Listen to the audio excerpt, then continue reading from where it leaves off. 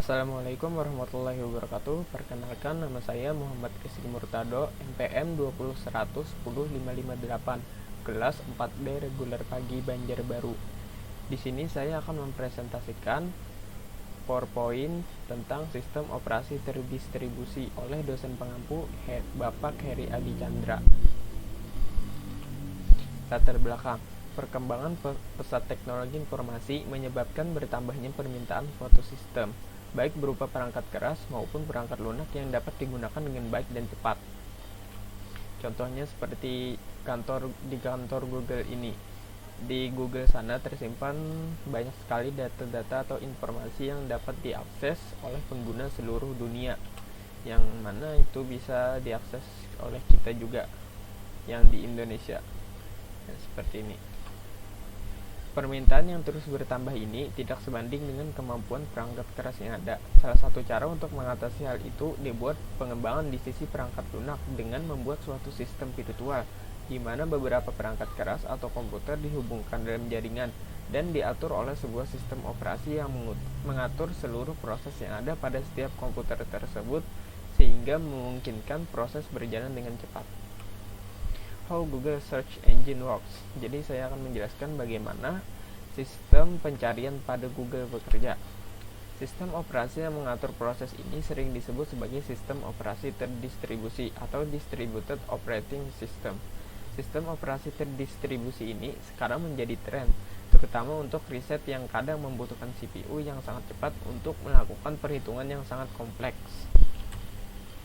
Suatu sistem operasi terdistribusi yang sejati adalah yang berjalan pada beberapa buah mesin yang tidak melakukan sharing memori, tetapi terlihat bagi user sebagai satu buah komputer single. Pengguna tidak perlu memikirkan keberadaan perangkat keras yang ada, seperti prosesor. Contoh dari sistem seperti ini adalah Amoeba atau Amoeba Operating System. Seperti inilah tampilannya. Sistem operasi terdistribusi berbeda dengan sistem operasi jaringan. Sistem operasi jaringan memiliki ciri-ciri sebagai berikut. Yang pertama, tiap komputer memiliki sistem operasi sendiri. Yang kedua, tiap PC memiliki sistem file sendiri di mana data disimpan. Yang ketiga, sistem operasi tiap komputer dapat berbeda-beda atau heterogen. Yang keempat, pengguna harus memikirkan keberadaan komputer lain yang terhubung dan harus mengakses, biasanya menggunakan remote login atau telnet. Yang kelima, file system dapat digunakan dengan dukungan NFS. Seperti ini arsitektur operasi sistem yang terdistribusi. Sistem operasi adalah sekumpulan software yang mengatur sumber daya di hardware komputer dan memberikan layanan bagi program komputer. Sistem operasi merupakan komponen penting dari sistem perangkat lunak dalam sebuah komputer. Program aplikasi biasanya membutuhkan sistem operasi untuk bisa berfungsi. Untuk fungsi hardware seperti input dan output dan alokasi memori, sistem operasi berfungsi sebagai perantara antara program dengan komputer hardware. Meskipun demikian, aplikasi dijalankan secara langsung oleh hardware dan biasanya akan melakukan sistem call ke fungsi di OS atau diinterupsi oleh OS tersebut. Sistem operasi modern. Sistem operasi dapat ditemukan di hampir semua alat yang mempunyai fungsi komputer, mulai dari handphone, video game, hingga superkomputer dan web server. Contoh sistem operasi modern yaitu Android, BSD, iOS, Linux, Mac OS X, Microsoft Windows, dan IBM ZOS. Semuanya kecuali Windows dan ZOS mempunyai akar yang sama, yaitu Unix. Tipe sistem operasi. 1. Real time. Sistem operasi real time adalah sebuah sistem operasi multitasking yang ditujukan untuk menjalankan aplikasi real time. Sistem operasi real time biasanya menspesialisasikan pada algoritma scheduling atau penjadwalan, sehingga mereka dapat mencapai perilaku yang deterministik. Tujuan utama sebuah sistem operasi real time adalah respon yang cepat dan dapat diprediksi untuk berbagai kejadian. Sistem operasi ini dirancang berdasarkan event driven atau time sharing atau keduanya. Sebuah sistem event-driven melakukan switching antara task berdasarkan prioritas atau kejadian atau event dari luar. Sementara sistem operasi time sharing melakukan switching antara task berbasis pada interupsi clock. 2. Multi-user. Sistem operasi multi-user memungkinkan banyak pengguna untuk mengakses suatu sistem komputer pada saat yang sama. Sistem time sharing dan server di internet dapat dikategorikan sebagai sistem multi-user karena mereka memungkinkan banyak pengguna untuk mengakses komputer dengan cara berbagai waktu atau sharing time. Sistem operasi single user hanya satu pengguna, tapi dapat menjalankan multiple program pada saat yang sama. Yang ketiga, yaitu multitasking dan single tasking. Sebuah sistem operasi multitasking memungkinkan lebih dari satu program untuk berjalan pada suatu saat. Dilihat dari skala waktu manusia, sebuah sistem single tasking hanya dapat menjalankan satu program. Ada dua tipe multitasking, yaitu satu preemptive dan dua kooperatif. Pada preemptive multitasking, sistem operasi akan membagi CPU time dan mendedikasikan satu slot untuk setiap program. Di sistem operasi Unix-like seperti Solaris dan Linux biasanya mendukung preemptive multitasking, seperti juga Amiga OS. Kooperatif multitasking dapat dicapai dengan cara saling mengandalkan satu sama lain untuk memberikan waktu atau slot time ke proses yang lain dengan aturan yang baku. 4. Sistem terdistribusi. Sebuah sistem operasi terdistribusi mengatur sebuah kelompok dari komputer yang independen dan membuat mereka tampak seperti satu buah komputer. Dengan perkembangan jaringan komputer, memungkinkan sambungan dan komunikasi satu sama lain untuk membangun distributed computing. Komputasi terdistribusi dilakukan oleh lebih dari satu mesin. Jika komputer dalam satu grup bekerja sama, maka mereka akan membangun sebuah distributed system atau sistem terdistribusi. Tipe sistem operasi. Yang kelima, yaitu sistem embedded. Sistem operasi embedded dirancang untuk digunakan di sistem komputer embedded. Sistem operasi embedded dioperasikan di mesin kecil seperti PDA atau Personal Digital Assistant atau smartphone. Sistem operasi ini dapat beroperasi dengan sumber daya yang sangat terbatas. Sistem operasi ini dirancang agar sangat kecil dan sangat efisien. Contoh dari sistem operasi embedded ini adalah OpenWRT. Sistem operasi terdistribusi. Sistem operasi terdistribusi adalah salah satu implementasi dari sistem terdistribusi, di mana sekumpulan komputer dan prosesor yang heterogen terhubung dalam satu jaringan. Koleksi-koleksi dari objek-objek ini secara tertutup bekerja secara bersama-sama untuk melakukan suatu tugas atau pekerjaan tertentu. Tujuan utamanya adalah untuk memberikan hasil secara lebih, terutama dalam yang pertama, file system, yang kedua, namespace, yang ketiga waktu pengolahan, yang keempat keamanan, yang kelima akses ke seluruh resource seperti prosesor, memori, penyimpanan sekunder, dan perangkat keras. Sistem operasi terdistribusi bertindak sebagai sebuah infrastruktur atau rangka dasar untuk Network Transparent Resource Management. Infrastruktur mengatur low-level resource seperti prosesor, memori, network interface, dan peripheral device yang lain untuk menyediakan sebuah platform untuk pembentukan atau penyusunan higher level resource atau seperti spreadsheet, electronic mail message, Windows. Manfaat sistem operasi terdistribusi. Shared resource. Walaupun perangkat sekarang sudah memiliki kemampuan yang cepat dalam proses-proses komputasi atau misal dalam mengakses data, tetapi pengguna masih saja menginginkan sistem berjalan dengan lebih cepat. Apabila hardware terbatas, kecepatan yang diinginkan user dapat diatasi dengan menggabung perangkat yang ada dalam sistem DOS. Manfaat sistem komputasi. Salah satu keunggulan sistem operasi terdistribusi ini adalah bahwa komputasi berjalan dalam keadaan paralel. Proses komputasi ini dipecah dalam banyak titik yang mungkin berupa komputer pribadi, prosesor tersendiri, dan kemungkinan perangkat prosesor yang lain. Sistem operasi terdistribusi ini bekerja baik dalam memecah komputasi ini dan baik pula dalam mengambil kembali hasil komputasi dari titik-titik cluster untuk ditampilkan hasilnya. Reliabilitas. Fitur unik yang dimiliki oleh DOS ini adalah reliabilitas. Berdasarkan desain dan implementasi dari desain sistem ini, maka hilangnya satu node tidak akan berdampak terhadap integritas sistem. Hal ini berbeda dengan PC. Apabila ada salah satu hardware yang mengalami kerusakan, maka sistem akan berjalan tidak seimbang. Bahkan sistem bisa tidak dapat berjalan atau mati. Komunikasi. Sistem operasi terdistribusi berjalan dalam jaringan dan biasanya melayani koneksi jaringan. Sistem ini umumnya digunakan user untuk proses networking. User dapat saling bertukar data atau saling berkomunikasi antara titik balik secara LAN maupun WAN. DOS versus NOS. Suatu sistem operasi terdistribusi yang sejati adalah yang berjalan pada beberapa buah mesin yang tidak melakukan sharing memori, tetapi terlihat bagi user sebagai satu buah komputer single. Contoh dari sistem seperti ini adalah Amoeba.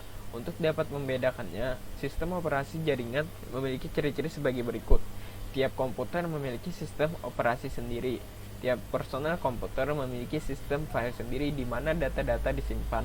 Sistem operasi tiap komputer dapat berbeda-beda atau heterogen. Pengguna harus memikirkan keberadaan komputer lain yang terhubung dan harus mengakses, biasanya menggunakan remote login atau telnet. File system dapat digunakan dengan dukungan NFS system. Contoh dari sistem ini adalah Unix dan Linux server. Seperti inilah gambaran dari skema NOS. Komunikasi kelompok. Dalam sistem tersebar, komunikasi dapat melibatkan banyak proses sekaligus, tidak hanya dua. Misalnya sekelompok file server memberi layanan file dan menyediakan kemampuan fault tolerance. Pada sistem fault tolerance, klien mengirim pesan ke semua server untuk menjamin dilayani oleh satu server. Contoh aplikasi sistem operasi terdistribusi yaitu Linux.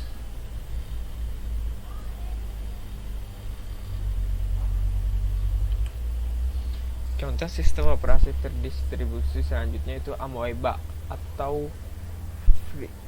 Free University. Amoeba adalah sistem berbasis microkernel yang tangguh yang menjadikan banyak workstation personal menjadi satu sistem terdistribusi secara transparan. Seperti inilah gambaran dari sistem operasi Amoeba. Amoeba adalah sistem berbasis mikrokernel yang kuat yang mengubah kumpulan workstation atau komputer papan tunggal menjadi sistem terdistribusi yang transparan. Sistem ini telah digunakan di dunia akademis, industri, dan pemerintahan selama sekitar 5 tahun. Ini berjalan di SPARC, Sun 4C, dan Sun 4M, 386, 486, 68030 dan Sun 350 dan Sun 360. Di Free University, Amoeba berjalan pada kumpulan 80 komputer SPARC papan tunggal yang dihubungkan oleh Ethernet membentuk kumpulan prosesor yang kuat. Ini digunakan untuk penelitian dalam sistem operasi terdistribusi dan paralel, sistem runtime, bahasa, dan aplikasi. Sistem Amoeba ini tumbuh dari bawah hingga akhirnya tumbuh menjadi sistem operasi terdistribusi.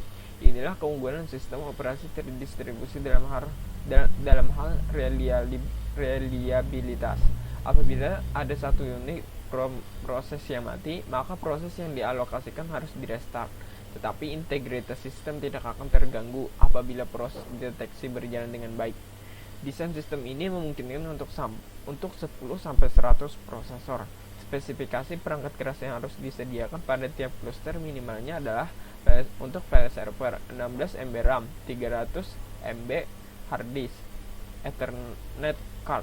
Untuk workstation-nya 8 MB RAM, monitor, keyboard, mouse. Untuk full prosesornya 4 MB RAM, 3,5 floppy drive. Komponen Amoeba. Workstation atau komputer personal mengeksekusi proses yang memerlukan interaksi dari user seperti text editor atau manager berbasis Windows. Server khusus memiliki fungsi untuk melakukan tugas yang spesifik. Server ini mengambil alih proses yang memerlukan input atau output yang khusus dari larikan disk. Gateway berfungsi untuk mengambil alih tugas untuk terhubung ke jaringan WAN. Prosesor pool mengambil alih semua proses yang lain. Tiap unit ini biasanya terdiri dari prosesor, memori lokal, dan koneksi jaringan. Tiap prosesor mengerjakan satu buah proses sampai prosesor yang tidak digunakan habis. Untuk selanjutnya, proses yang lain yang berada dalam antrian menunggu proses yang lain selesai. Inilah keunggulan sistem operasi terdistribusi dalam hal reliabilitas. Apabila ada satu unit pemroses yang mati, maka prosesnya dialokasikan harus di-restart, tetapi integritas sistem tidak akan terganggu apabila proses deteksi berjalan dengan baik. Arsitektur software. Sistem operasi terdistribusi sejati memiliki arsitektur software yang unik. Arsitektur software ini dikarakterkan dalam objek di dalam hubungan antara klien dan server. Proses-proses yang terjadi di klien menggunakan remote prosedur yang memanggil dan mengirimkan request ke server untuk memproses data atau objek yang dibawa. Tiap objek yang dibawa memiliki karakteristik yang disebut sebagai kapabilitas. Kapabilitas ini besarnya adalah 128 bits. 48 bits pertama menunjukkan servis mana yang memiliki objek tersebut. 24 bits berikutnya adalah nomor dari objek. 8 bits berikutnya menampilkan operasi yang diinginkan terhadap objek yang bersangkutan. Dan 48 bit terakhir merupakan check flag yang merupakan flag yang telah terenkripsi agar tidak dapat dimodifikasi oleh proses yang lain. Operasi diselesaikan oleh RPC atau Remote Procedure Calls yang dibuat oleh klien di dalam proses yang kecil dan ringan. Proses dengan tipe seperti ini memiliki bidang alamat sendiri dan bisa saja memiliki satu atau lebih hubungan. Hubungan ini ketika berjalan memiliki program counter dan stack sendiri, tetapi dapat saling berbagi kode dan data antara hubungan lain di dalam proses. Manajemen berkas. Dalam sistem operasi terdistribusi ini, sistem berkas dipetakan dengan baik dengan berorientasi pada objek yang ada dan kapabilitasnya. Hal ini akan menjadi berkesan abstrak, terutama untuk kelas pengguna. Ada tingkatan yang lebih ekstra dalam pemetaan berkas yang ada, mulai dari simbol, pengurutan nama path, dan kapabilitasnya. Melalui sistem ini, objek lokal tidak ada bedanya dengan objek publik. Dalam sistem ini, ada semacam tingkatan akses yang sebenarnya mirip Unix. Setiap user dan grup memiliki hak akses yang berbeda-beda pada setiap berkas atau folder yang ada pada sistem operasi terdistribusi. Dalam implementasi sistem amoeba, hak akses yang dimiliki pengguna terbatas pada hak baca file, tulis atau membuat file, dan menghapus file. Dengan ini, maka keamanan server dapat terjaga. Pelayanan terhadap direktori yang ada dibuat sangat ketat dalam hal keamanan. Bahkan dibuat semacam kode acak yang akan menyandikan file tersebut sehingga tidak mudah dibaca oleh siapapun. Kode penyandinya akan digunakan lagi oleh sistem untuk mengembalikan file seperti semula kepada user. Kode ini hanya akan diberikan kepada pemilik file tersebut. Jadi ketika user mengakses file atau berkas yang bersangkutan, maka kode penyandi akan dibuat oleh sistem agar pemilik file dapat membacanya. Dalam sistem operasi terdistribusi yang sejati, tiap proses berada pada alamat segmen-segmen virtual. Proses-proses ini dapat memiliki lebih dari satu hubungan. Kaitan-kaitan ini dialokasikan ke prosesor-prosesor sampai semua prosesor habis digunakan. Hasil dari manajemen proses seperti ini menghasilkan utilisasi yang lebih baik, di mana tidak perlu switch apabila harus ada proses yang berat karena satu proses dialokasikan ke satu prosesor. Proses memiliki dua macam keadaan, yaitu proses sedang berjalan atau sedang stunned. Stunned terjadi bila proses masih ada, tetapi tidak melakukan eksekusi apapun, atau sedang dalam proses debug. Pada keadaan ini, kernel memberitahu komunikator atau kernel yang lain adanya proses yang dalam keadaan stunned. Kernel yang lain tersebut berusaha berkomunikasi dengan proses itu sampai proses di-kill atau proses tersebut berjalan kembali. Debugging dan migrasi pada proses ini selesai setelah adanya stunning. Kelemahan sistem operasi terdistribusi. Perawatan tiap cluster yang sangat sulit. Selain itu juga boros daya karena harus menghidupkan banyak CPU, membutuhkan jaringan berkecepatan tinggi. Kelemahan-kelemahan tersebut sebenarnya tidak seberapa jika dibandingkan dengan hasilnya. Misalnya saja search engine paling ramai seperti Google yang menggunakan teknologi ini karena hardware yang paling canggih saat ini masih belum mencukupi untuk menangani jutaan request ke server Google tiap detiknya. Sehingga mereka harus membuat sistem paralel yang mampu melayani keperluan tersebut. Selain itu, di dalam dunia research, Juga diperlukan sistem ini, terutama untuk melakukan perhitungan-perhitungan yang tentu saja sangat rumit dan membutuhkan pemroses yang hebat dan cepat supaya dapat segera dicari hasilnya.